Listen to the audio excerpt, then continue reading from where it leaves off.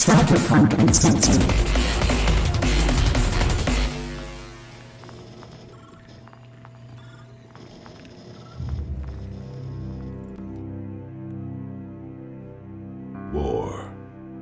War never changes.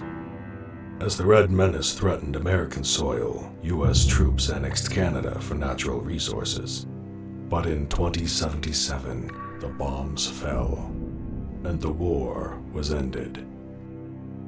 200 years later, war has returned.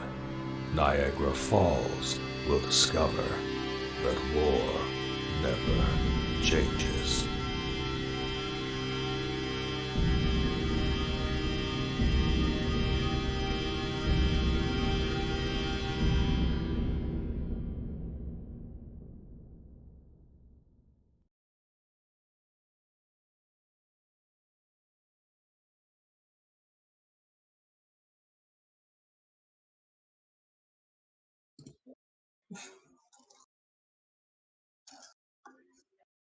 Hey.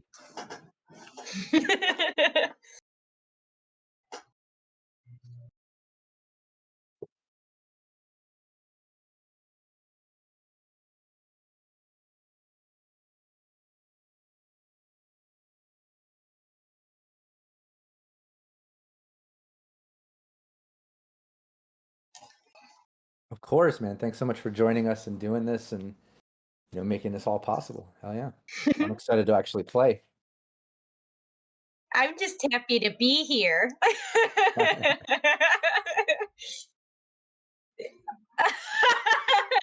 Oh, thanks.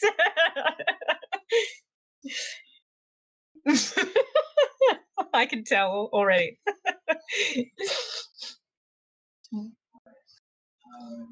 Oh, wait.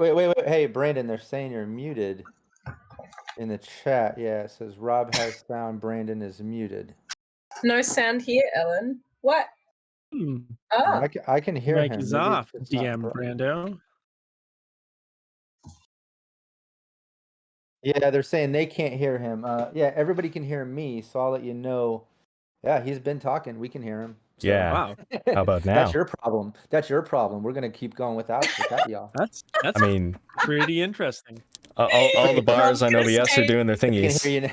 They can hear you now. You can Brandon. hear me now. Rob All is right. gonna stage a coup if the sound goes off, though. Just watch out for that, Brandon.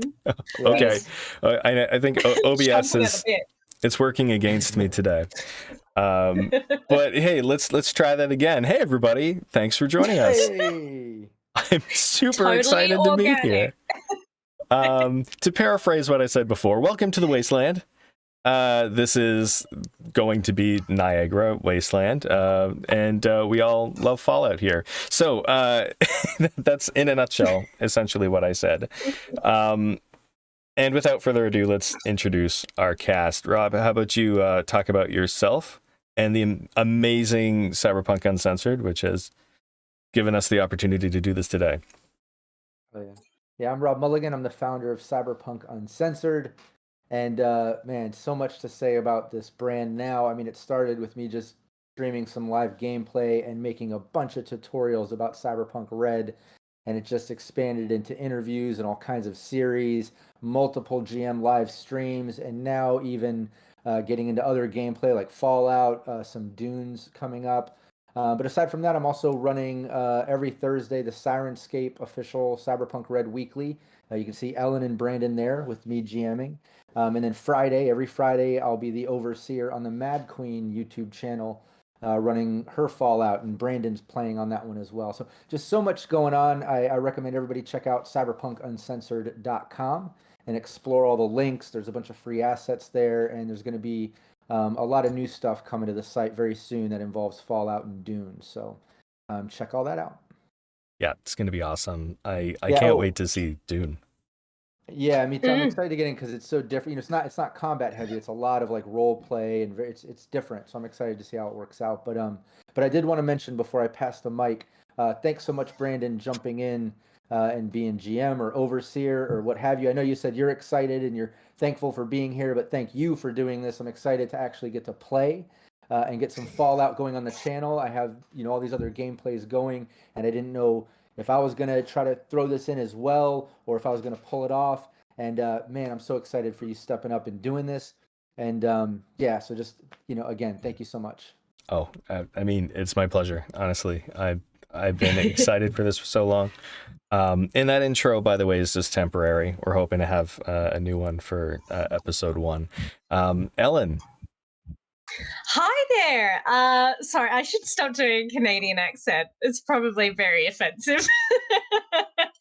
So I am Ellen. You can find me on Twitter at EllenKGraham1. I kind of revel in being a hot nerd, whatever that entails. And I am also 1/4 of the company Baby Beard Media. We have a really awesome ttrpg podcast, Rollcast, which is a different game and original story each season. We're doing Kids on Bikes at the moment, which is my game. I'm super happy to run it. It's super, super fun. We also have had the great honor to interview some of the creators. So Mike Pondsmith, Justin Achille, Mike Mason, you name them. We're trying to catch them all. And we also have a YouTube channel where we do Let's Plays. We're playing Dragon Age Origins at the minute, which is my favorite RPG game ever. And I also play on Sirenscape Cyberpunk Red weekly session with Rob and Brandon, and I haven't died yet, so I'm feeling a good groove at the moment. So just so happy to be here. I'll talk about my character when we get into it. Yeah, so hooray for non-death, and hooray for another hot nerd, David.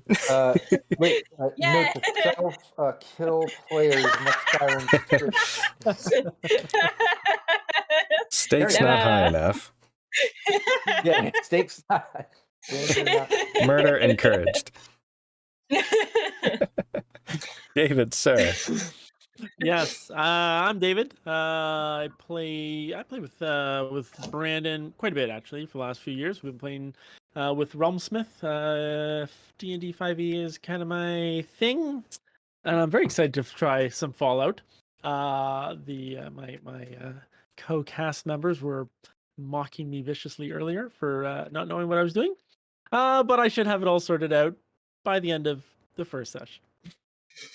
I also am the co-founder of Mithril Armory. We make all sorts of interesting, unique sort of accessories for the tabletop world. We try to encourage creativity and being different with the things that we make. Mm-hmm. And to put you on the spot, I know I'm telling you to choose your favorite child here, but what is your favorite Mithril Armory product that you've ever made? Oh, that's I think my favorite one is sketch dice. So it's a set of sort of permanent markers that we tested with they're not really markers, they're paints that we tested with different types of plastic dice. So we have a set of blank white dice and a set of permanent pigments that are scratch resistant, but they come off with alcohol. So you can kind of design your whole set of dice however you want. They're a ton of fun. We launched them on Kickstarter last year. We've just run out of them. We made 760 something in our first batch, and they just all sold out. So we're gonna make some improvements to them actually, and probably launch a Kickstarter in the next month. Yeah. So Yeah. Awesome. Hell yeah. but they're tons of fun. They really are. They really are. I was amazed how easy it was to make something really cool and unique really quickly. So that was a lot of fun. Yeah. So as I said before, and I don't remember if I was muted or not when I said this, but you know, I did this in the Mad Queen game too. Yeah, I said everything. I am Brandon Perkins, also known as DM_Brando, and this is our session 0. So we're going to be talking about characters, and we're going to talk a little bit about the world. But this is about you getting to know the players and their ideas for characters. We're going to find out how they know each other, if they know each other, as the game starts, and kind of lead into what's going to be our beginning of this adventure, what the inciting event may be, or what it is that drives these amazing people. So let's start with Ellen. Let's talk a little bit about your character. Tell us some things about it. Well, in defiance of Rob, I think I wanted to play a character who's essentially immortal. Can still die, but I really was intrigued by ghouls, since you have the capacity to have a very, very long life, and but also the perception of you is totally skewed. People are it's that kind of thing of like, yeah, you get to live or very long, but you are kind of like very weak and irradiated. And I have a character called Matilda Valentine, or Millie Valentine, or Tilly, either or. She hasn't kind of met anyone in the past probably 20 or so years. So anyone who would like to give her a nickname, that would be grand. And I just kind of had the first idea was like a tragic kind of love story where she didn't make it to a vault in time because she was waiting for her fiance, and didn't get there, which is very sad. And she's also very smart, very brainy. She was kind of a nurse at the Niagara Memorial Medical Center, but also wanting to be a practitioner, so kind of saving up, working, getting to do that, probably specializing. So she's got high science, high medicine, which I figured would come in handy because she's not very strong, and as a ghoul, not that charismatic. People kind of scared off by her. But yeah, that was my kind of initial idea. Ghouls are really interesting that way. It's cool because not only are they not hurt by radiation, but it actually heals them when they spend extra time in radiation, being irradiated. So that's something that's really helpful for the party, because if you run into an area that's entirely irradiated, then you're somebody that could run in and do your thing, Yeah. And hopefully not have to fight, I guess. I could. We'll see. Yeah. And with that, let's talk to Rob. What's your character? Hey, I'm going to be playing a super mutant, and his name's Walter. To friends, he goes by Wally. And there's a few roots of how super mutants come to be that are in the book. It kind of gives you these, kind of founded lore options. And this being the Niagara Wasteland, I thought it might be interesting to have him come from the poisoned water supply of Huntersville, Appalachia. And but instead of putting it right, in that town, so it's part of the exact lore from the game, since we're creating our own sort of world and things within Fallout, I thought anywhere near there, or if it works to help the campaign start in a way where maybe he was in Niagara or nearby there, got poisoned by the water supply. But either way, Appalachia is all through there, and all right by there, so it would make sense. But that's how he became a super mutant, was from poisoned in the water. He wasn't a smart guy to begin with. He was just a normal worker. He was a drill worker. He worked for Dunwich borers, doing like mining and drilling. So he was a strong guy, but he just wasn't that intelligent, and he's just working, hand to the bone, just trying to get it done, save enough money to hopefully eventually have the wife, have some kids, white picket fence sort of thing, a normal life. He's just simple. But then obviously he got poisoned, became a super mutant. The shit went down with the war. Everything happened the way it happened. So he's just now a super mutant. But because of that, he's always wanting to be human, or at least get back to that sort of feeling, I guess. And he has a trinket that's a postcard. As you know, if he stares at that, spends time thinking, you can get a luck point back. So he has this postcard that's kind of this Rockwell image of like a perfect family, maybe at a Thanksgiving dinner or something. In the background, you can see out the window with a white picket fence and stuff. And he just looks at that thinking of, he wishes he could have that normal life.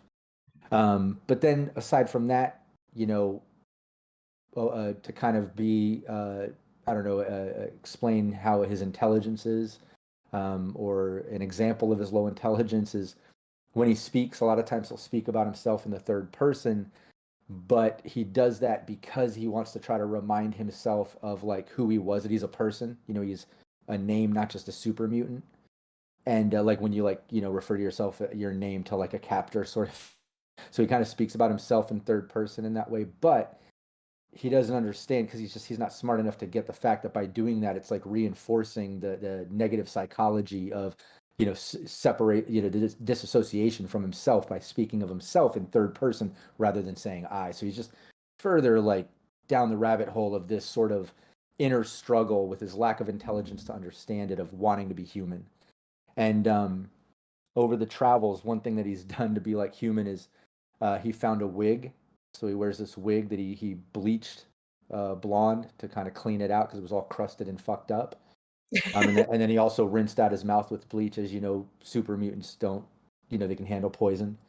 So he has just perfectly like glowing white teeth and this white wig that he wears, and he always refers himself third person, and just, he might interject sometimes where he's just like, hey, yeah, look, we're all just doing normal human things because we're all just humans, right? Like he's just trying to like fit in, but he doesn't get it. But still leaning into that super mutant aspect and lack of intelligence, he's absolutely the tank. He's so strong, lots of endurance, survival skills up the ass, but like I said, not charismatic, not that smart.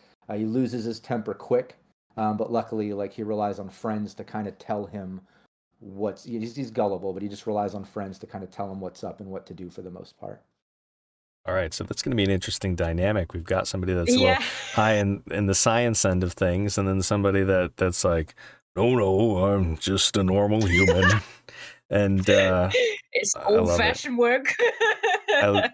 This is going to be a lot of fun. I can tell already. The RP is prime. I have a provocation, Rob. Could he have been poisoned by riding down Niagara Falls in a barrel? Possibly. I don't think he, honestly, like his pre-super mutant sort of lifestyle, I think was a bit more simple though. He wasn't that smart. But I don't know, maybe he's dumb and would do that. It seems like a not smart thing to do. True, yeah. It depends on your approach, I guess. Okay, so Dave, let's dive into your character. Yeah, I'm excited about this guy. I went with the standard human male, as I've played one for most of my life. His name is Wilhelm. Are you sure about that? That's debatable. I'm pretty sure that's debatable. Aren't we all playing a character as we walk around in life? I'm taking all of this. This is he's a vault dweller. His ancestors were not super wealthy, but maybe just got just enough together to kind of buy their way in. So once they got in, it's kind of like your house poor, like you got in, but now you're kind of bottom of the line here. So he grew up in the vaults. He loves books. He loves films. They kind of are an escape, a glimpse to the outside world. He's in love with the idea of tourism that he's read about and visiting exotic places. And he's going to be very shocked. I mean, he's heard that it's not what it is in the books. He's not dumb. He's just a bit ignorant and miseducated. He's very curious. And wants to learn, and possibly that curiosity is going to end him up in some trouble. His job in the vault is as a cook, turning absolute rubbish into delicious and nutritious meals. And as the cook, he's learned a lot of bartering skills, being able to kind of barter some of this food for different things, services and goods, and then trading those goods for other sorts of goods. So this will be kind of his first time out of the vault, or he's newly out of the vault, and seeing kind of the real world for the first time. Interesting. Awesome. Now I guess we get to the we'll portion be an interesting trio. A very interesting trio.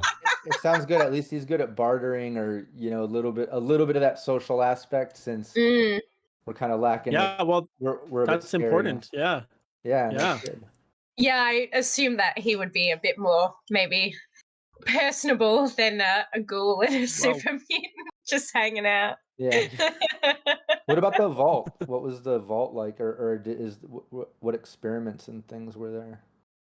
Yeah, so I did read about the experimentation through the book, but I haven't determined that yet for him.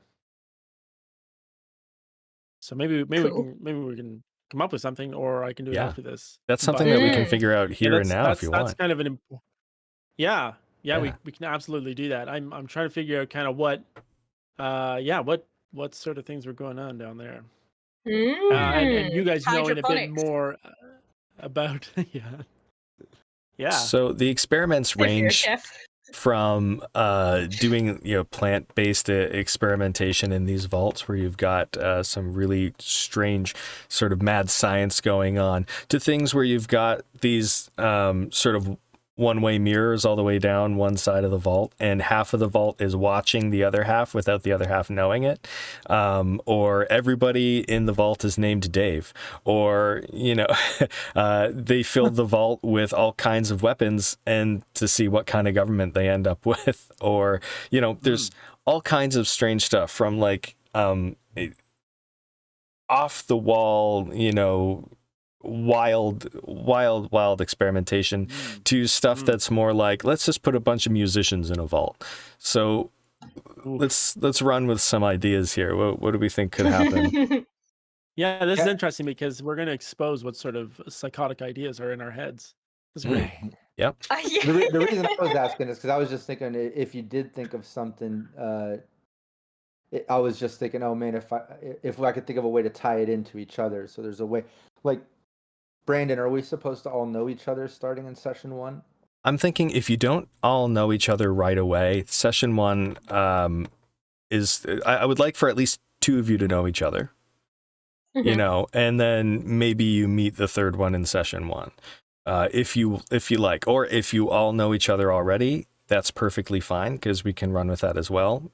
Sessions can go really well that way. So. Yeah, I was thinking that it's more likely that you two would know each other, and that I was thinking about how am I getting out of this vault and why, and have I won a trip or am I being kicked out? Yeah, have I annoyed people to the point where they're like, oh no, you won a free trip to the Wasteland. You're gonna love it. A one-way ticket to get the hell out of here. Yeah, I like that. Or, I like or either kicked out or last one there or something along those lines. Because it'd be cool if there's like no reason for us to go like, well, you got a nice cushy vault in there. Why don't we just live in there and try to make that a home base? Or Yeah. Or they've given you like an impossible task, which is basically like a death sentence, but maybe there's like still the hope of like, yeah, but if I fulfill it, then they'll let me back. And then they're like, we never wanted you back. We just wanted, we just didn't want to say outright that we wanted you dead. All I can think of is like, oh, sorry, you go. No, it's okay. Yeah, I definitely, I think the idea of like a fake win, like I won something, but it's totally I didn't win it. They're actually just kicking me out. It's like Wallace and Gromit, like the pants, the robo pants, and they're like, here's some like armor, and it's just like programmed to walk you out of there. You're like, no. Yeah. I want to go back. I figure he's just ready to be the tourist, and he's happy to go. He's like, yeah, I got my books, I got my binoculars. Let's do this. Now, would he? Just a very tainted view. Yeah, that's what I was going to ask too. If coming out, are you thinking, are you just naive to the real post-apocalyptic world that is Fallout? Are you just first time out the vault, sort of? Yeah, I think there's a naivety there. Having been told like, hey, it's not what you think it is, and still being in denial. Like, no, I want to see it. I want to see the world. So, no, I don't think you do. No, I really do. All right. I want adventure in the great wide somewhere. Give you your bell moment. Man. What if it was like a vault, but like the experiment is Iron Chef, And it's like, Oh. whose cuisine reigns supreme using the ingredients of a boot, something else. I like that. How do you And would irradiate that this put kind of thing? would that put Dave? Did you lose, and that's why you're booted out? Oh. Yeah, yeah. I would say that would be a good way to go. Is that, I would have had to make it far enough that it, like, I would have been good enough that my bartering skills were useful, but Mm. then like just didn't quite make the tournament of champions. Make the cut. Yeah, maybe Yeah. You got maybe chopped. maybe it's a Yeah. vault full of chefs, and like they have to, because of the depleting food supplies, they have to compete, and the loser gets booted out every month, or every year. One has to get booted out in order for the rest to Yeah. continue, and it just they and if they don't, they all get booted out or something like that. So like you were That's so that twisted. year's It's a boot. great idea. It It's the sounds cuisine exactly. that reigns supreme. It's like trying to find pure, and you know how like crazy chefs can be. It's just like, Oh yeah. we need to be the best. And like, if we keep competing, then eventually our contribution to the legacy of humanity will be one perfect meal.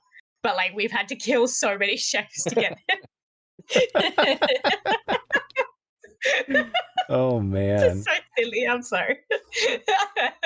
I mean, it's perfect vault tech, sinister experimentation. Honestly, it fits the mold very well. So I think that works if you all like that. the Master Chef, Iron Chef competition vault.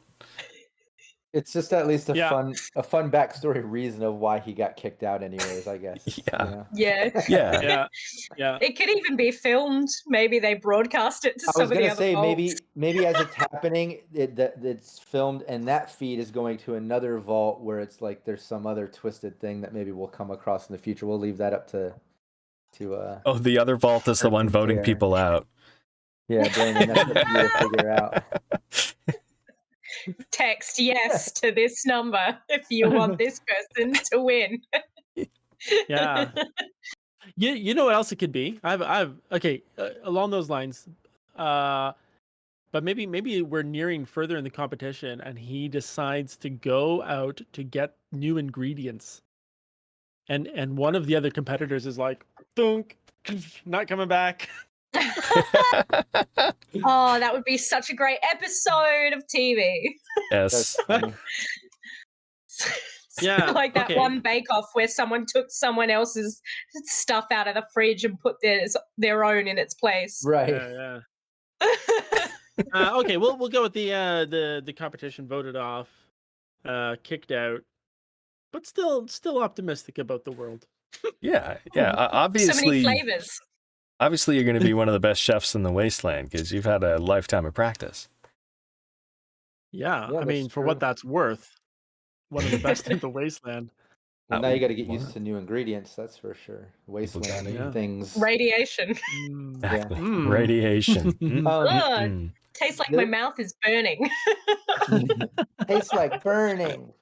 The other thing I thought of too is when David comes out, he's just kicked out, no immediate plan. I don't know if Ellen's character had a plan, but I forgot to mention that the whole postcard thing, as far as the trinket, it says with an address. So what I was thinking is that I found this postcard where like I stare at the picture to reminisce like that normal iconic Rockwell perfect family lifestyle, but it also has like some writing that's all faded and scratched out. I have no idea what it says, but the address is there. And for some reason I've got it fixated in my low intelligent mind of a super mutant, like I need to go to this address and I can maybe have a perfect family and life there. So That's very cool. Yeah. wherever that address needs to be to work and what you have plans with, Brandon, I don't know if maybe that's what brought me to Niagara. Maybe I'm trying to get people together to go to that address or whatever. I don't know what you have planned, but that's something else that you can work with or whatever. Well, that would make sense if that's something that would have brought you to Niagara, because that is something that we need to figure out tonight is what reason do you have to be here? Did somebody send you here on a quest? Is it your own personal quest? Did you just wander this way? David, for your character, was the vault here in Niagara, or did you wander this way? Were you just following the road? And, so think about that for your characters as well. So, Rob, I think that would be a very good reason for you to be here. Because, it would say Niagara Falls, USA, or something along those lines, Yeah. with a street address, and you're just maybe hoping the street still exists. Exactly. Yeah. Yeah. I know. I think because I picked settler for Millie, the idea that her skills in medicine have been kind of helpful in helping her carve out a little semblance, because as a ghoul, people are really terrible towards you, and she's not strong. So the kind of idea with, and she's quite old, she's like 200, because she was turned by the initial kind of explosion. But like the idea was initially that she was trying to look for Eugene, her fiance, wherever he got to. But like, however many times she got involved with, super mutants or wanderers in the wastelands, and just managed to kind of get out in the nick of time. She's kind of become a bit more jaded and lost hope of that. Her trinket is a wedding ring, so I thought it could be a good story hook where maybe she's found Eugene's, and whether that means that maybe he was a ghoul too. Maybe something happened, or maybe there might just be a way of laying his bones to rest, or something, finding out where he was, because he didn't meet her when he was meant to. So here's a thought, and I don't know how this Yeah. fits, but Niagara Falls is often considered the honeymoon capital of the world. Wow. Wowee. Well, it's very romantic.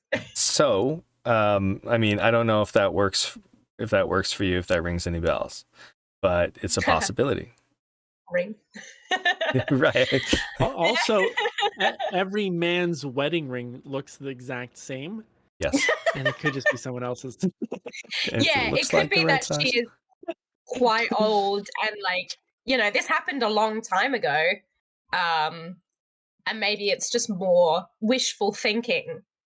But she kind of holds out hope that maybe there is the possibility that he's a ghoul too, and he has been wandering around trying to find her.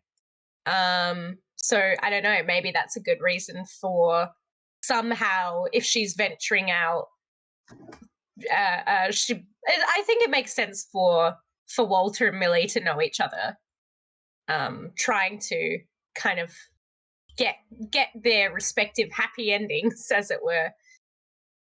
Get this kind of sense of normalcy back.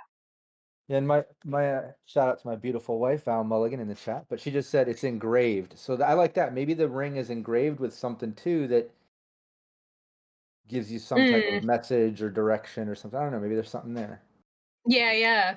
I like that. Whether he's left a message, or if someone has left a message. Yeah. Are you looking for him here? I think she never left, because he might be here. Like, there was the possibility to venture out and try and explore more of, the US, but with how dangerous it is to travel, that kind of got curtailed. But then also it was the kind of thing of, well, I'd go out, but then what if he knows to look for me here, where we both used to live? So I'll just stay here then, I guess, for 200 years. Yeah. I guess school time works a bit differently, where it's kind of like, maybe I should get out more. It's been a while. Yeah. Yeah. Sorry, Rob. What were you saying before? No, I was just trying to think of a way that Walter would come into contact with Millie and become friends, or at least connect on maybe some of that like relationship level, like seeing her looking for her missing fiance or whatever, and me looking to like make a normal sort of family life or something, like seeing somebody else good wanting to hang out. That kind of works. It seems like a of generic something. I'd like to find something more to it. Like, I don't know if it fits in with Millie's personality to like, um, I don't know the right word, but like, play into my delusion of thinking I'm human or wanting to be like, you realize I'm not that smart, and maybe Hmm. kind of like, play into that. Or, I don't know what your stats are, where you put your special skills. If you don't have a higher intelligence, I know you're not as charismatic, you said, but if you don't have a higher intelligence to understand that maybe I'm not smart, maybe both of us aren't that smart. We're just skilled in different ways. And maybe when Hmm. David comes out, he's the smarter one that's like, oh, these these dummies, These maybe I can, chuckleheads. yeah, maybe I can give him a little bit of direction here or something. I don't know. And Yeah. someone in the chat earlier said, him coming out of the vault wouldn't even know. Maybe he would run into Walter and just think, oh, here's a huge, 7 foot tall, bleached teeth, blonde hair, weird human with really bad skin. Oh, Like it's maybe he Randy wouldn't even get Yeah. Savage. it. Right. I don't know. But I'm trying to find a way Well, that basically Walter and Millie would connect, and then run into David is already kind of mm. a thing, and it would all make sense. I don't know, because I know well, Walter would be wanting to go to that address too.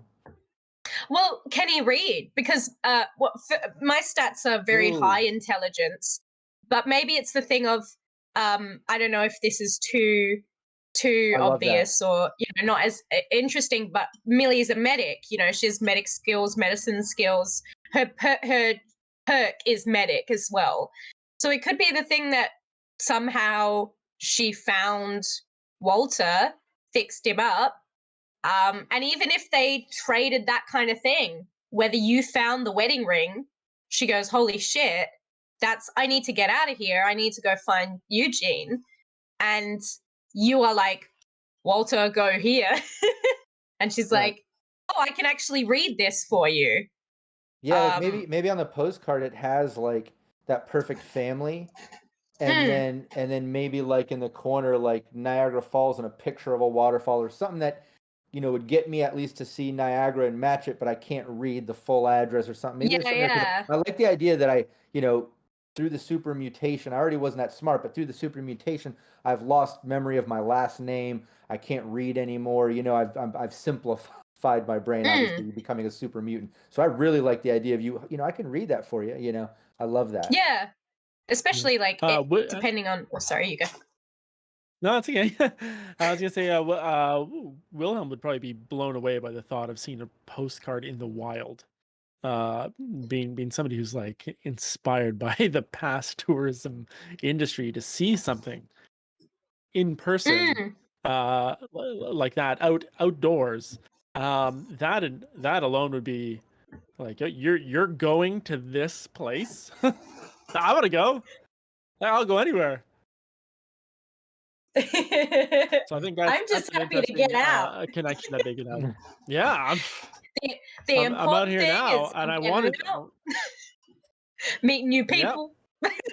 Yeah. meet people, gonna see some sights. Yeah. Especially like here's the nerd in me speaking, the linguistics nerd, but this is like a vintage postcard.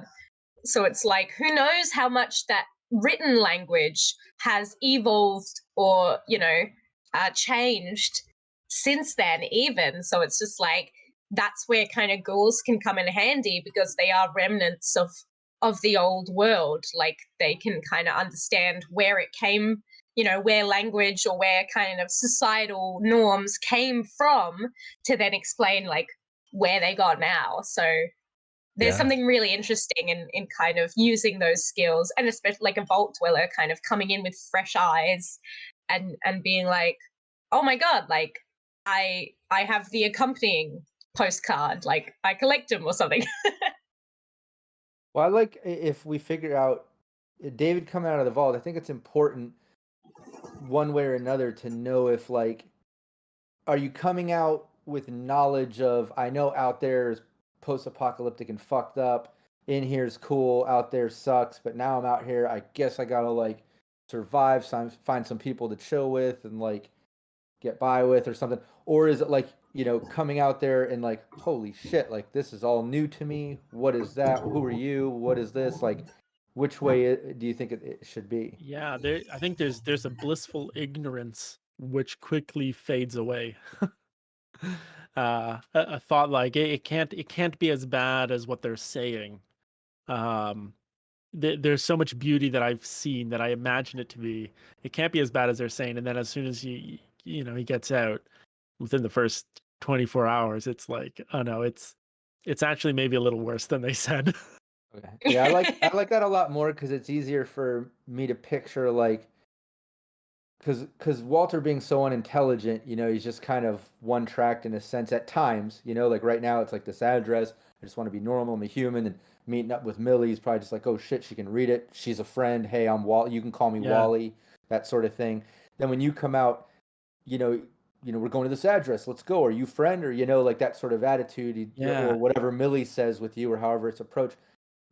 It would make more sense to me if you come out like that, like knowing but thinking it's not that bad, but then realizing it is, and then realizing like quickly, you need to partner up with somebody. Here's a big Yeah. strong dude and a ghoul that can, handle radiation and shit. Like maybe you can hide behind them, sort of attitude. Like, you know what I mean? Because if you were Yeah. completely scared and naive to it coming out, I don't know. In reality, I know if I came out of a vault and was completely naive to it all, I wouldn't fucking hang out near a super mutant or go. I'd run in the opposite direction. I wouldn't stop running. You know what I mean? It's, Yeah. Yeah. it's Yeah, just like the There- Homer there's gonna- Simpson Yeah. into the hedge. Although that naivety, There's gonna be could play in. the emotional roller coaster of like, yes, I'm outside the vault. Oh no, I'm outside of the vault. Being afraid of seeing people, but then realizing, actually, I kind of need people, and then realizing you're not actually people, but you're going somewhere interesting. So like, there's going to be this up and down as he kind of adapts to this new way of life. So, as this story begins, how long will you have known each other? Are you thinking that Walter and Millie have been together on the road for a while? Or have they just bumped into each other? I think that's I up to think- you with Yeah. what you have sorry. planned for the campaign, because I think if we would have known each other for a while, Millie would have read the address in the postcard and I would have already been like, take me to that address. I kind of would like, not to metagame too much or whatever, but I kind of would like it to have just went down as he gets kicked out nearby. We see this vault door kick out of like the dirt or something. I don't know. But I'd rather it happen right there and then get into whatever campaign you had planned rather than focus on the postcard stuff, because I don't think we should get to the bottom of the postcard address right away. It's a trinket. right away, it's no. something. Yeah, you know what I mean? Like maybe get sidetracked or something. Like I said, not to metagame too much or direct that aspect, but you know what I mean? I don't know if we should. So then, Millie, you were talking a little bit almost as though you've lived in Niagara Falls or nearby. Yeah. You've been here for a while, so since the Great War. okay, then you would know that it's not easy to get around this area anymore. No, there's all kinds of borders and boundaries that have been established by different factions and groups, and wildlife as well.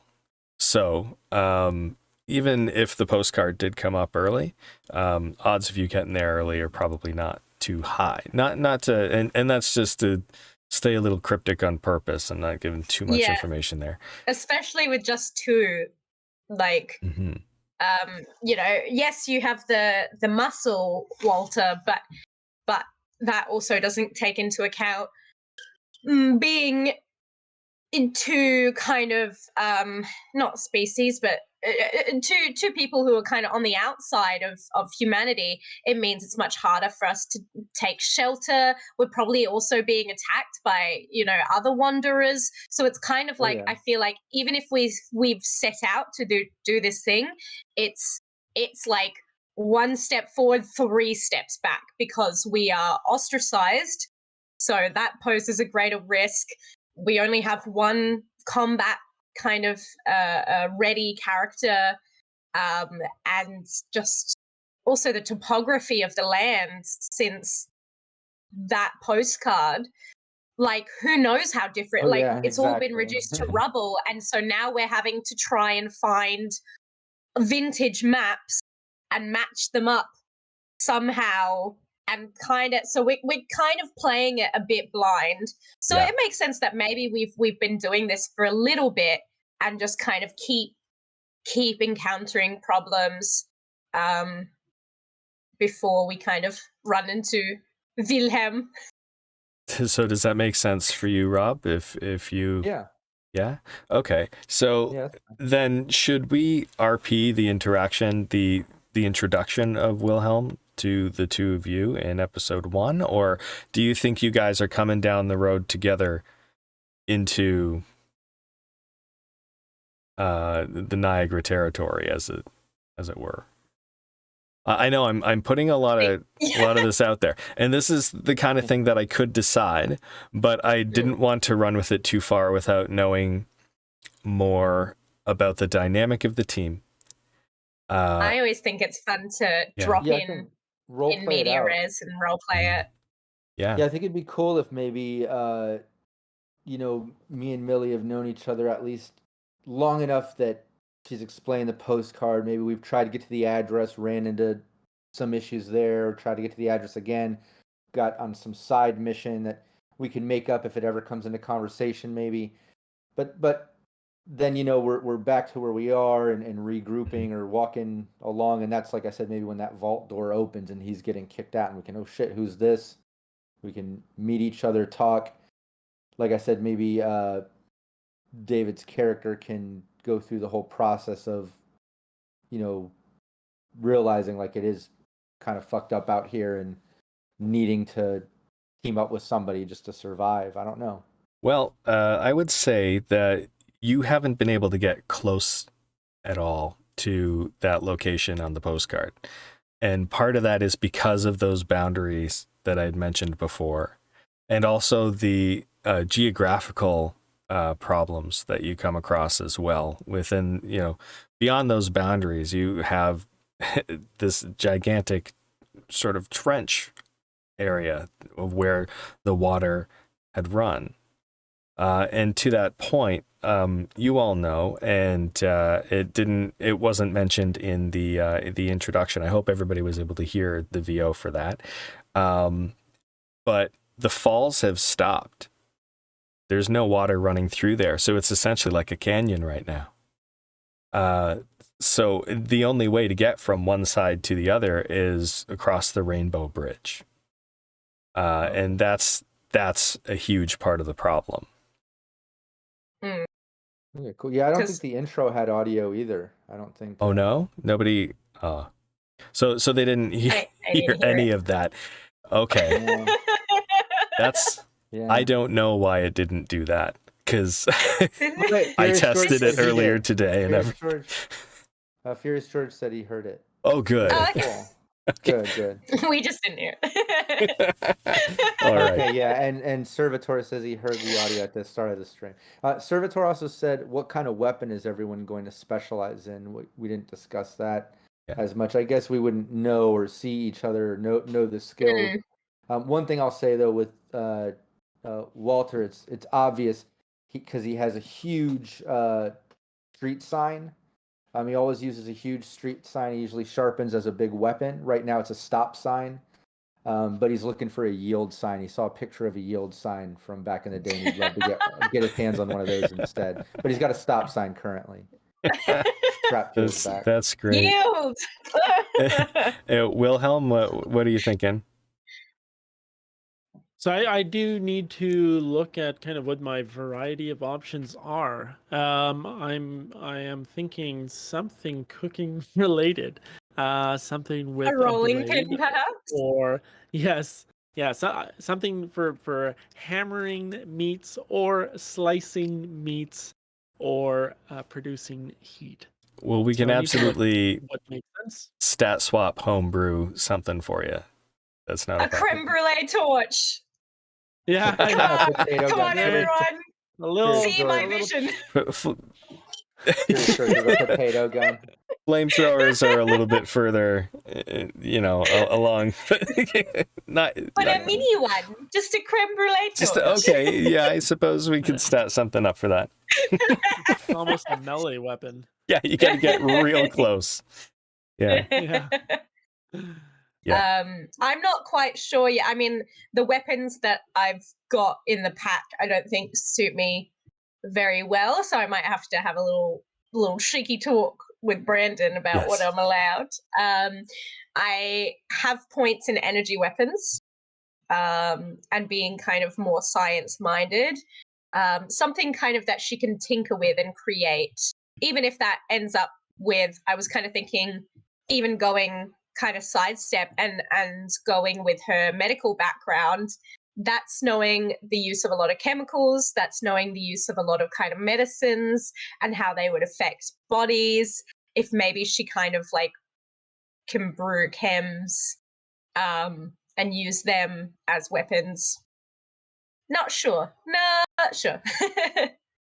Well, we can talk through that in a meeting at some point and kind of really get down to the root of what it is that you're looking for. If you want. Yeah, That would I be think that yeah. for me, dope. whatever I have, I'm going to be looking to replace it pretty quickly. I'm not going to be able to have something substantial being kicked out of the vault. They're not going to be like, "Hey, here's a shotgun. Goodbye." It'd be a little too Right. obvious. So Yeah. I think I'm definitely going to have to search around with the help of the with my new friends to try to find something better, And that is no a matter what I concern. have. Because right now it's very close quarters combat, sort of melee weaponry for the whole party. Good. There isn't a lot in the way of ranged weaponry. So that is something to keep in mind, not to tell you to metagame or anything. But, if you start off with melee, then that's something that you may run into some challenges with. Because I was gonna say it with Walter, like other than being able to throw a rock, he's pretty much hands on. So he's all melee. He's all about that sign and just so he's not ranged at all. Yeah. But he can close that distance, I'm sure. Now, what Yes. would if Millie and Walter have befriended and they've tried to figure out that address and ended up with a couple little side arcs and missions and obstacles in the way along trying to figure out that address. And during that time, obviously, became even closer as friends. David getting kicked out, I can picture like the initial meet and we'll role play all that out. But what at that moment is Walter and Millie's current thing that they were doing that they run into David, and are they like, come with us, we're trying to get back to this address? Or is there a current plan for campaign that you have in mind that we should keep that open when we role play that out, as if we're just hanging out on break? Maybe we set up a camp somewhere and we're it's that night, or what do you prefer so it makes sense to the campaign, Brandon? Well, I did have an idea in mind of what was calling you all in one direction. However, I like this postcard idea a lot. So if this is yet another attempt to try and cross that bridge, then that could make sense that as you're on the way to try and cross this bridge again, that's when you run into a Wilhelm. And I don't know, Wilhelm, if how naive you're thinking he would be. But Dave, do you think he would see these people and think, oh, this is what people are now? Yeah, it could be. I mean, I think he would probably have a conversation. He does like to learn. I don't think he would shy away too much. There will be a lot of questions and trying to absorb new information. Okay. Yeah. He's unflappable, like all good chefs. Yeah. Used to someone Unflappable. shouting 5 inches from his face. Yeah, Yeah. I mean, he's. I think the illusion is going to quickly wear off. That like this is the new reality, and I got to learn what I can to survive. Mhm. Cool. All right, now Rob, So that we just kind of all cross paths, yeah, Superman meme style. Yeah, maybe as we're trying to cross the border into this area where the address is, maybe it's a sort of um, Brotherhood of Steel area or some type of area where they're absolutely not going to let a ghoul and a super mutant in. We're lucky they don't even kill us on spots, sort of yeah, thing. that's And exactly then right. yeah, and maybe it's like at that same moment, David's kind of getting kicked out of that town. You know, you got kicked out of the vault, and he's leaving the town or something as we're leaving, and it's like, you know, I guess we're all heading in the same direction, sort of thing. I don't know. Maybe there's something there. Millie and Walter can see Wilhelm as, forgive the pun, a meal ticket. Yeah. A So- human friend that can hopefully schmooze them into places that we can't go, and we haven't been able to go after like several attempts. It's just been like, Oh yeah. no, sorry, we've got to figure out some other way of getting around because people just don't like us. Well, now that we've established that you have made past attempts, I can tell you why it hasn't worked. So the Rainbow Bridge is no longer called the Rainbow Bridge because it's been spray painted over all the signs to say the Pain Bridge, and it's protected and guarded and run by a series of raiders, and they don't let people pass unless they have, you know, they'd have to be very convinced that it's within their best interest to allow you to pass. Otherwise, they've been known to throw people down over the side or, you know, do whatever raiders do. As some of you may know, raiders have a habit of putting their kills on display. And so this bridge is pretty much a menagerie of those that did not meet a happy end as a result of trying to cross this bridge. But that's the only way to get from what was formerly just the U.S. side of Niagara Falls to what is formerly just the Canadian side of the falls, what is now all the U.S., because within the lore, the U.S. annexed Canada in the years leading up to when the bombs fell. So Canada is essentially part of the U.S. and this part of the story. So that bridge still exists and it still separates everything. So that's the only way you'd be able to get across and even try to find this address. But I would say in the 200 years, neither of you would have been on the other side before. Okay. Someday we'll make it. The rainbow connection, the lovers, And the I dreamers. I like how Millie mean- said maybe would look at Wilhelm like a meal ticket or whatever. Like, you know, we kind of need a human to help us. We've seen some things we just can't do as, you know, the way we are. I think it would definitely be Millie that would figure that out or realize that. I don't think Walter gets it as much Yeah, because, you know, he's putting on a wig and whitened his teeth and thinks like, you know, I'm just a human. Like, you know, he thinks he's fitting in. He doesn't get it as much. You know what I mean? Like, yeah. It's a thing of as much as, you know, kind of this mutually beneficial kind of partnership. And Millie comes from, you know, a caring kind of profession, you know, nursing and kind of care work.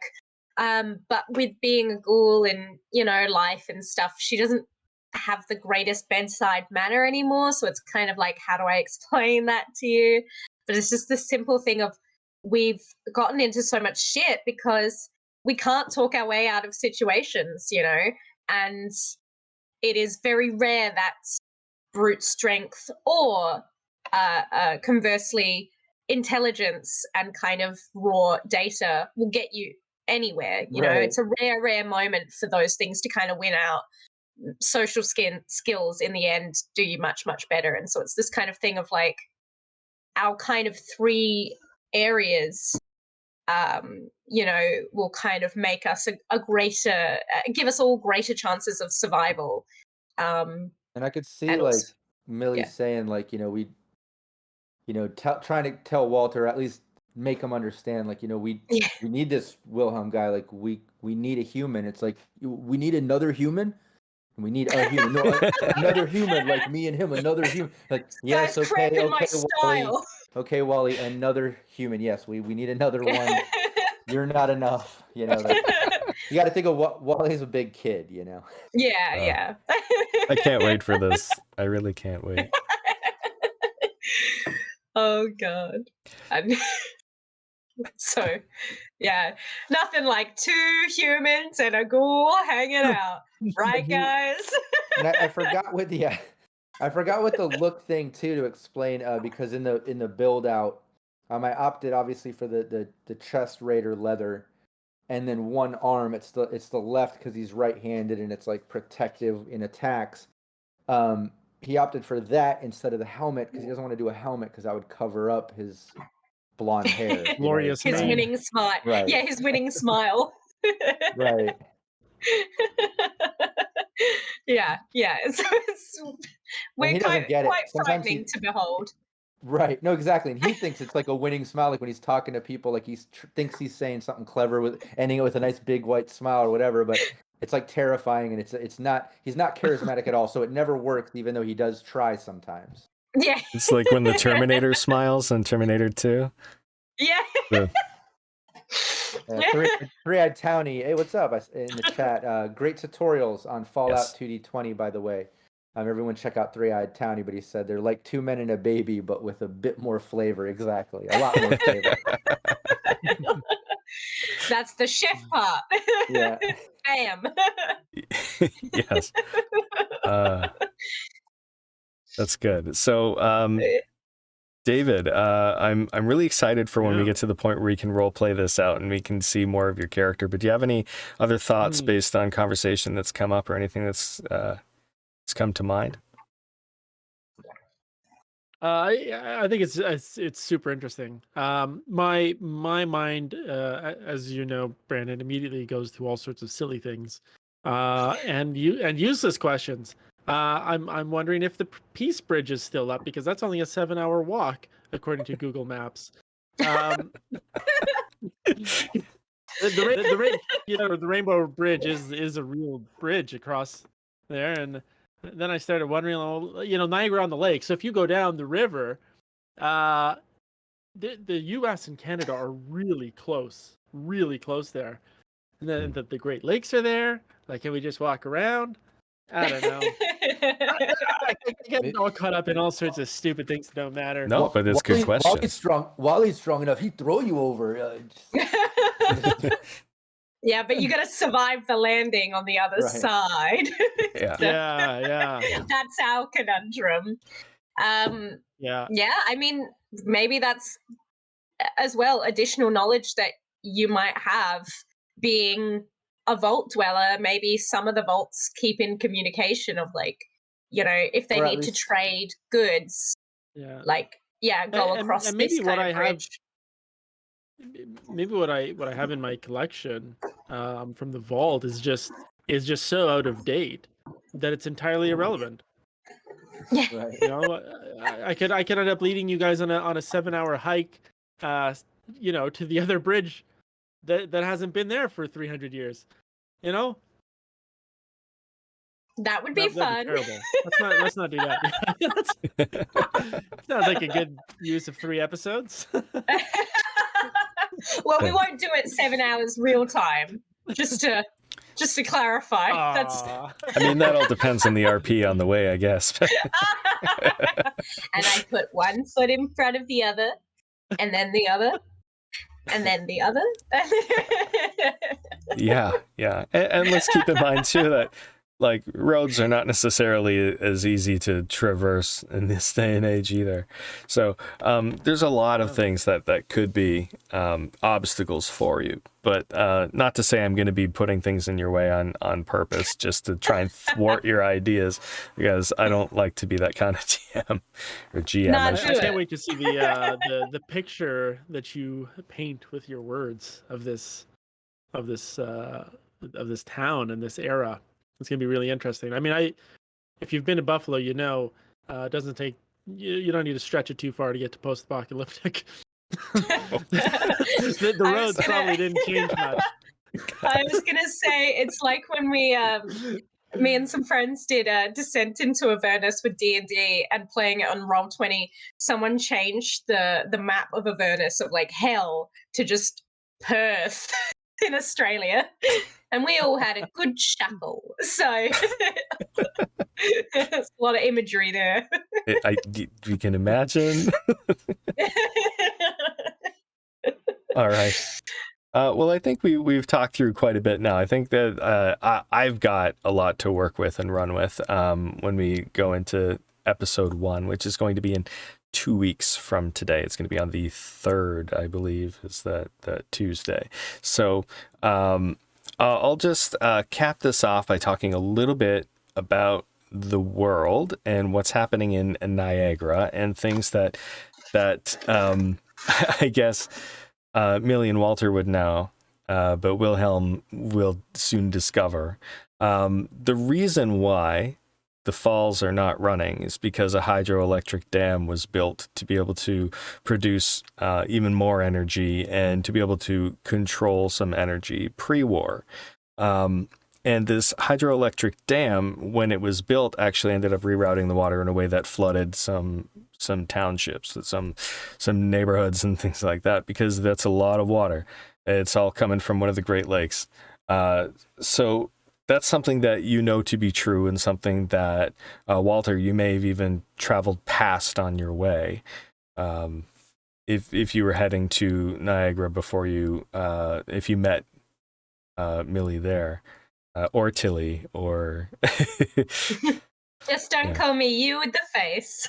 all right, you with the headphones, the weeping skin. Yeah, and it's been 200 years since the bombs fell, and in essence, this is turned from a place that was plentiful of water to a barren wasteland where water is a little bit harder to come by. And what water does go over the falls is very little and not very clean.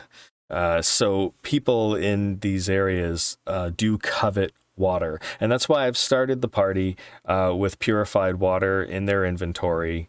Each party member gets 5 bottles of purified water to have in their inventory. And I am going to be using the thirst mechanic from the book. At first, I wasn't sure if I was going to do it, but I've decided to go with it, at least for the start of the game. So I'm Is that kind of like the encumbrance in D&D that most people just ignore? So what? Is that kind of or rations? Coins weigh stuff? You mean like I can't? I'm carrying 10,000 platinum here. Yeah. Yeah, thirst mechanic. So how does that work? Well, we'll get more into that in game. And I say that partly because I don't have it all memorized, and I will just embarrass myself if I try. Just pull the Reading Rainbow and just say, read the book. Don't take notes. Read the book, David. Read the book. We could have it on audiobook. I don't know. Oh, I could record that for you. Yeah. First. I think we should make a different thirst mechanic, which is we should start a drinking game. Well, we already have a drinking game that started because of reasons in Sirenscape. You're welcome. Well, I think we all played into making this happen. I'm very proud of it myself. David, it has to do with the results of a designer plague and one of the symptoms. Let's just put it that way. A gastrointestinal distress symptom. Yes, that's a very good way to put it. Yes. I'm a medic. Yes, well done. Millie knows these things. All right. And with that, our main focus though, when we're starting though, is obviously we need to procure water, right? That is something that you are going to have to be aware of as you go on in the game. You do have enough water to last you for a little while, but it is something that you as long as you've been traveling in this area or living in this area, you would know that water is important and people do covet it, and it is something that is not necessarily easy to come by. The purified water that you have is something very special, because normally what you come across is going to be dirty, irradiated, something that you may need to find a way to filter. And even then, it's not going to fully quench your thirst when you drink it. The dirty water happens to work that way. So, Well, and me and Super Meat and Ghoul don't have to worry about that. We can drink toxic, dirty stuff, right? you can. So that's something that would be working in your favor, and possibly part of the reason why you've been able to be in these parts as long as you have been. So it's just But it is Wilhelm's valuable problem. as It's Good. But Good. It's That's it's all great. about problem. you, normal gonna human. I was gonna say, because Millie with survival trait means that also has 2 bottles of water. Even though it's like a weird thing for a ghoul to have, but it's like she recognizes the currency of water and how far that kind of gets you in the world. And so kind of maybe using it or stockpiling it, possibly we've had to get out of encounters by trading water and other kind of precious resources. So don't forget the value in that. Even if we don't need it, it's very important to a lot of people that we're going to need to convince to get us places. You just got to remind me, Wally not too smart. Wally does just fine. Pat, pat. So we have Millie, Wally, and Willie. Damn it. Do we need to change names now? Or is that perfect? I can't tell. It's perfect to me. I think that's It's great. It's great.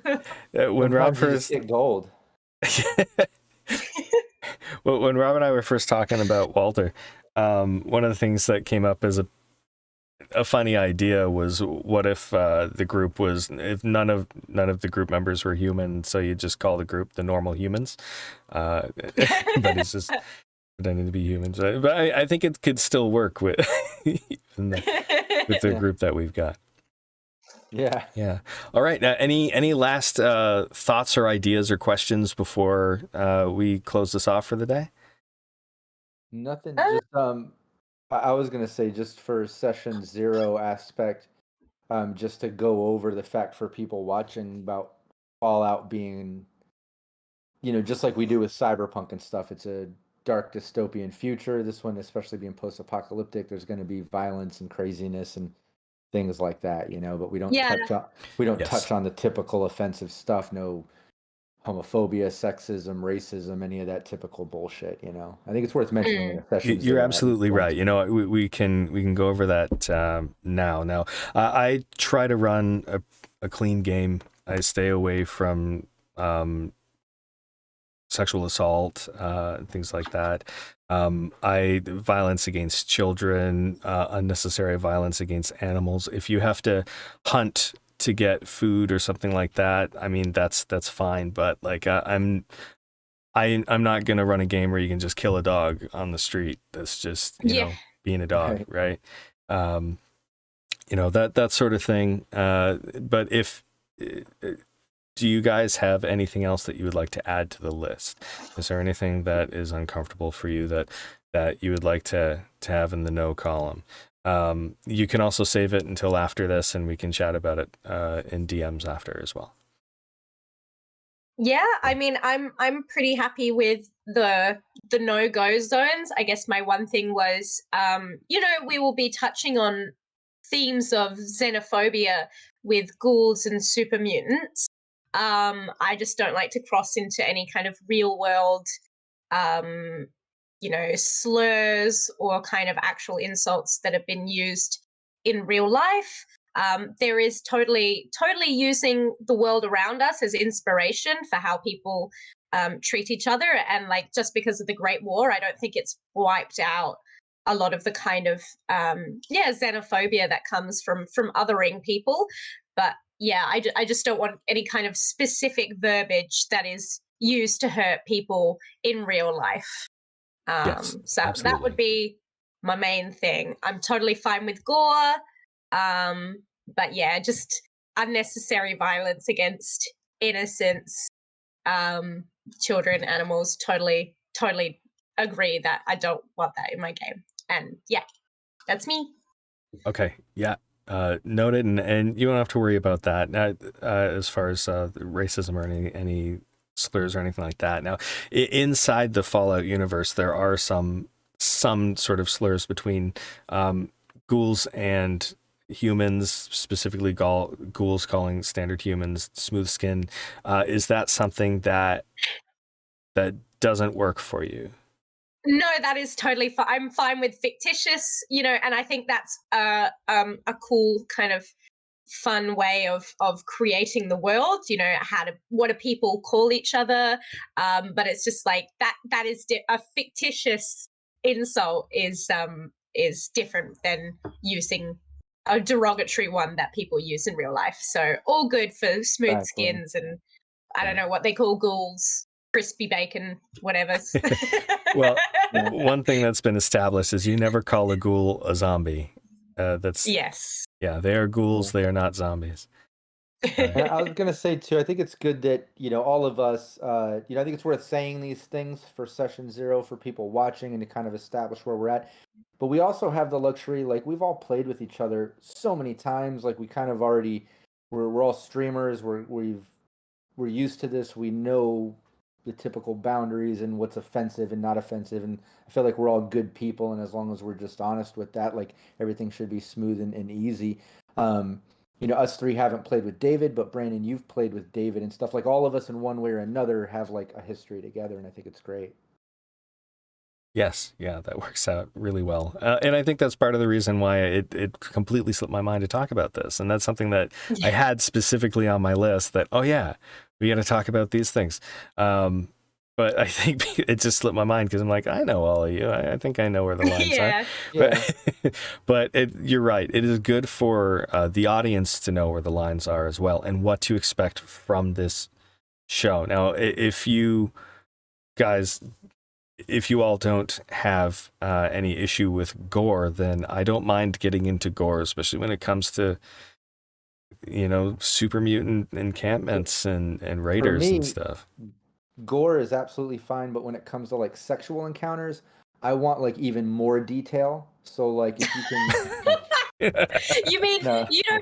you mean romantic encounters? Yeah. You're like, I don't want to hear about people fucking. I want to hear about people making love. There's a distinction. That's so funny. Oh, that's gift worthy. And Brandon, can we work on that sound set for Sirenscape? Any of those?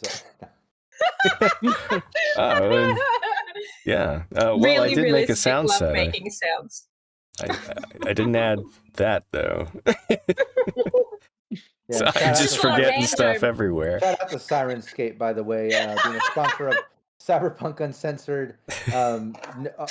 Everything aside, Brandon did make some custom sound sets with Sirenscape that fit in with Fallout that are pretty awesome. So I do want to shout them out on a serious level. Yes. If you are a Super Siren, you'll be able to find it as Radioactive Wasteland. That's the name, and it's just been made public today. So awesome. Awesome. Now, Dave, is there anything on your list, anything that we haven't mentioned that you want us to avoid in game? Stuff that's uncomfortable? Again, you can DM me after directly if there's something you don't want to mention. Yeah. I think Rob really nailed it when he said how it's good to be playing with kind of like-minded gamers that kind of have this common sense boundary. I almost want to say, but I guess it's not common sense for everybody. Yeah. And I'm on board with all of the things that everybody's brought up, without getting into an unnecessarily exhaustive list of things that I'm not comfortable with. I think we've covered them at the high level. Right. Okay. Yeah. All right. Yeah. Just before we kind of wrap that up, Furious George has asked about cannibalism. I'm like happy for like we said, like gore and kind of Oh yeah. violence is pretty integral to a lot of these game systems, but particularly Fallout. But I think it's just the difference between what is gratuitous and unnecessary and what actually kind of furthers the story, in my opinion. Yes, there is a line. That's true. I don't know So how, that's how yay you guys cannibalism. Yeah, feel so- about that. I feel like it's not as much of a real world problem. Like in Cannibalism. Servitor replies as we encourage cannibalism on this stream. Okay, got it. Okay, all right. Okay, got it. So cannibalism, Cool. good. Yeah. Done. As a chef, that makes me happy. I mean, Yeah, more ingredients. More it really options, opens yeah. you up to a whole new world. It's like you said about hunting, like it's not unnecessary violence. I gotta make a 5-piece meal. Yeah, I feel like my character's not gonna get involved in cooking people, but if you guys are up for it, then go ahead. Well, historically, cannibalism has been in the Fallout games. In fact, Fallout New Vegas had an achievement tied specifically to it. And I think it was called the Food of Kings, I think. And in that one, you had to eat the essentially faction leaders. Oh, yeah. There's also like Yeah. in New Vegas, isn't there like a literal cannibal chef that you can like Yes. use therapy to be like, this ain't right. This ain't right, Chief.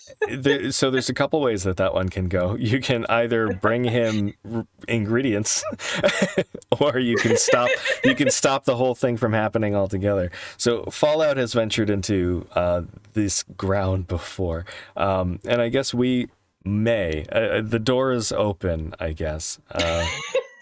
It's settled. Walter is eating people all the time now. Oh, okay. What else would But you normal are people do? Walter. Every time Walter eats a person, drink. That's the new. I guess, yeah. Makes no No, sense. like, because Walter would have to consider himself a person to then be a cannibal, Well, because if Yay. a different species Yeah. eating a human the isn't best part. cannibalism. Yeah, That's true. just hunting. Yeah. It's just Yeah, but that's the best part, is that he's not actually a cannibal. Yeah. He thinks he is. He's just not. People are actually. friends. People are friends, not food. So You are what you eat, right? you are what you eat. Yeah. You are what Yes, you eat, to Walter. become In human, some you low must eat the intelligent most. way, yeah. Wally thinks like if I eat more people, I become people. You know. And people become me. That'd be an interesting fireside discussion. It's the Lion King. It's the circle of life. You know, humans become the grass. I eat the grass. I become human. I just cut out the middleman. Done. Oh God. Yeah. This has been fun. It's been really, So really glad that we cleared that up. Was there anything else in the comments you guys noticed that we should talk about? Anything that came up? If no, then I think we nailed it. yeah. All right. And I haven't forgotten anything else, right? Are you guys keeping me honest? No, I think we're good. Us swears. Are we? You know, you said a nice clean game. How are we feeling about potty mouth? I mean, Everything's fine. yeah, I think I'm I feel like I'm it's fine too with late it. to ask. Yeah. I mean, if Rob's good with it, it's Rob's channel, so Yeah, no, we're fine. We're fine. You're just obviously no excessive fuck or motherfucker all the time. You know what I mean? But the occasional and things. It is the dark future, post-apocalyptic. It is Fallout, and just like when we play other, dangerous sort of cyberpunk games, this is no different. It has to have that grittiness to it. I would hate to nerf it up too much. You know? Yeah, all right. it's So like luck points. They refresh each session. Yeah. So somewhere between like Samuel L. Jackson and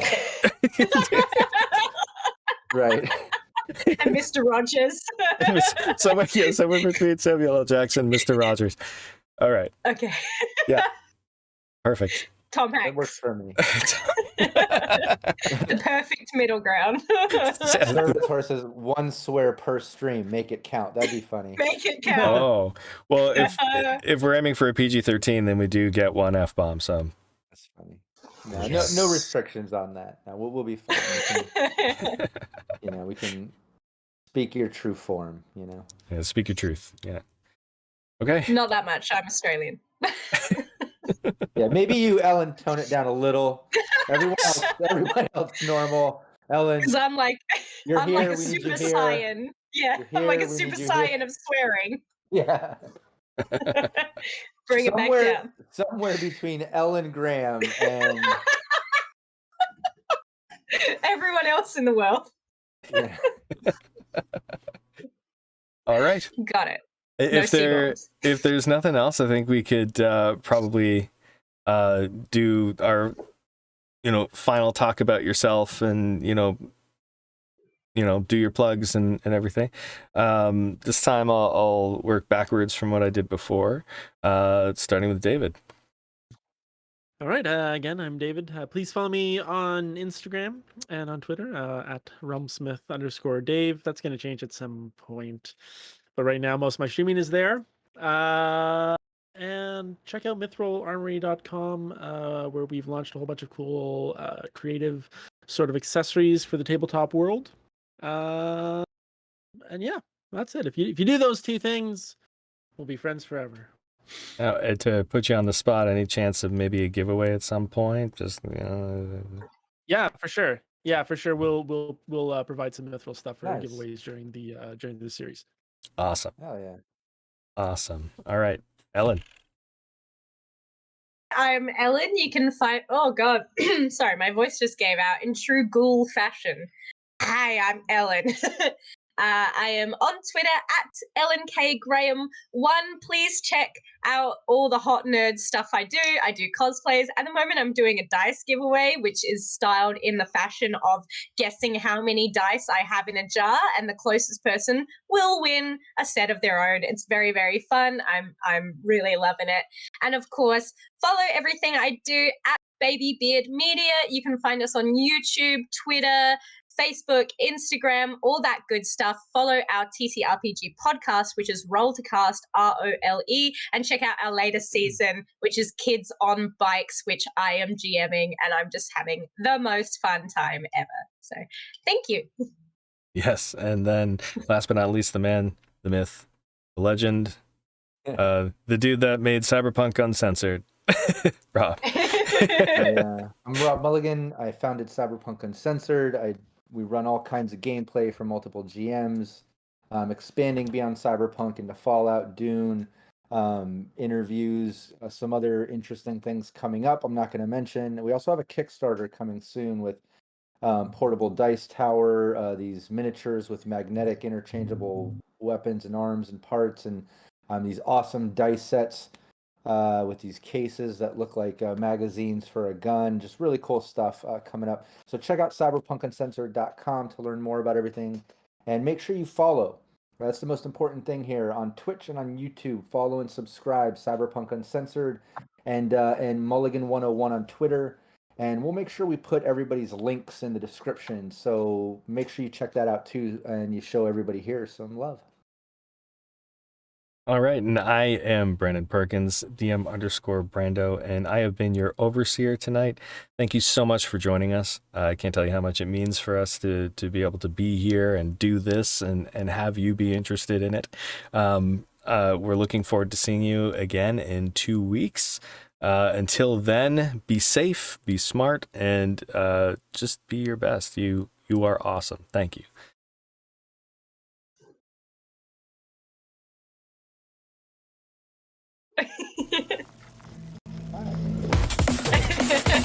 Cyberpunk Uncensored.